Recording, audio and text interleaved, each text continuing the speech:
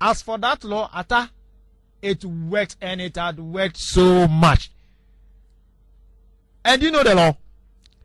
The law of man and woman, which says that woman only goes to woman's place of convenience, and man only goes to men's place of convenience. That has been our system here. We are too negligent. We do not consider the statutes. You know, someone just buys something, eats, holds a wrapper and threw it down. They ask them, and then they tell you that it is a responsibility of the cleaner to come and clean, so you'd have to make the dirt. Well, sometimes I would say that I would not applaud those who indeed find themselves in such attitude.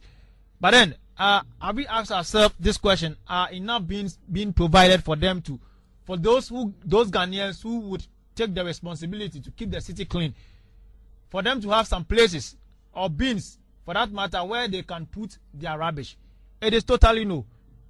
Do you get my point? So assuming the person is on his way going to maybe from Edum to maybe KJT, and on the course of traveling, buys a sachet of water, drank it. After drinking it, holds the sachet rubber from wherever he bought it to the destination he's going. It is only some few people who would be such disciplined to hold a sachet water from wherever they bought the water to any place where they could find any bin around to put it in. But other callous people, excuse me to use that word, other callous people wouldn't hesitate dropping it even in front of the AMA officer. Do you get my point? And the AMA officer would also have no business asking the person to pick it up. So it is either on the negligence of the people in that act, and also the negligence on the officers who are to ensure that our cities are being clean. Let me tell you, when the country loses any other person on the basis of any inhale which could be averted, it is very, very appalling. I'm telling you, because we don't know who that person might have been to this state. So we must admit for the fact that as much as we ensure that the people or the victims who find themselves in latrine as environs are put on their toe, the authorities also have to do what is expected of them by providing bins, advantage points, by organizing education forum to educate the people on the health hazard that opposes by such attitudes. And I think if this is done drastically, we will have a headway to reduce the form or the state of our environs being so occupied by rubbish here and there. Thank you. Let's quickly get to Amponsah Mensah on sanitation.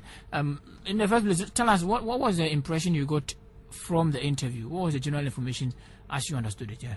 Oh well, the man was trying to make a point that actually the KMA, that's the Assembly, the Kumasi Metropolitan Assembly, is trying to do all that they can to keep the city clean. But the apathetic nature, the apathetic attitude of the people in Kumasi are not helping the KMA. Right? So, one important thing we should note is that the man is making a valid point. I will go in the same line with the words of Mr. Paul Akanaba. You look at Kumasi, you look at our city centers, and the people just be littering around indiscriminately anyhow. So when there was the World Cup in South Africa, and people went there, spent 2 weeks, they came back, and some who had a chance to go to South Africa, they came back sitting on radio, say, "Oh, South Africa is beautiful, everything is right over there. Look at the environment. You can't find any dirt on the streets of Johannesburg, on the street of Pretoria, though they have ghettos over there, but on the city centers, you won't find the dirt around as you find in the cities of Accra and Kumasi, Takoradi, Tema, and big cities in Ghana. So I took it up, said, oh, can Ghana also do something of that sort? And I believe that this is the motivation I had, that I should make an interview with the city authority. And I'm also writing a certain write-up on economics of sanitation. How is sanitation affecting our economy? Okay. How is sanitation affect the economy of individuals and the cities? So in an interview, he made a certain point that 30 million Ghana cedi or so are being spent on sanitation alone in Kumasi. The assembly is owning sanitation contractors. Is it yielding the needed results? It's not yielding. It's not yielding. So this raises the question of, we are making the debts. We are not keeping the city clean. People are responsible. They will come.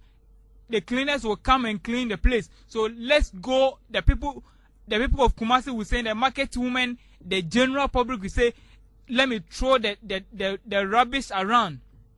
And those who are responsible for cleaning will come and do the cleaning. This is the kind of attitude that people in Kumasi and across the country we have. That some people are responsible for the cleaning and they will come and do it. No. Even there's a saying that prevention is better than cure. So what the area I will blame our city authority is that Mr. Kofi Juma, former KMA boss, was in the US. I do not think that the city of Chicago, the city of New York, the city of Washington, Texas, and the rest, where he worked as a local government or personnel, they were having such kind of debt around. Now, Alfred Vanderpoel, Dr. Alfred Vanderpoel, that's the AMA chief executive. Okay. He was in US, Chicago. He is a professor at the university. I do not think that the dirty places in Accra will have a similar case in the US. No. All because the city authorities make sure that the bylaws of the city are strictly adhered to. I asked the man the question about how are they trying to enforce the bylaws of the assembly to ensure that the general public try to keep the city clean. He said that the bylaws are at times impossible to be enforced, meaning the bylaws are relaxed. Those who are supposed to enforce them are relaxed. So virtually they will keep on littering around, disposing rubbish indiscriminately. We go to our city centers of Adum, Kejetia, Dr. Mensah, and those places. We can find a whole lot of stinking places. Get to Angunaga Junction, see the drainage area around the place. People, after the market women, after doing their businesses, they go and dump in the rubbish. Now the carpenters are no more there. They are at Sokoban. You know, I actually went to Angunaga Junction and I saw a urinal mounted on a gutter. It's pathetic. It was very surprising. It's pathetic.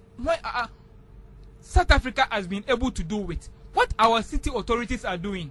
So my write-up I'm still doing is the economics of sanitation.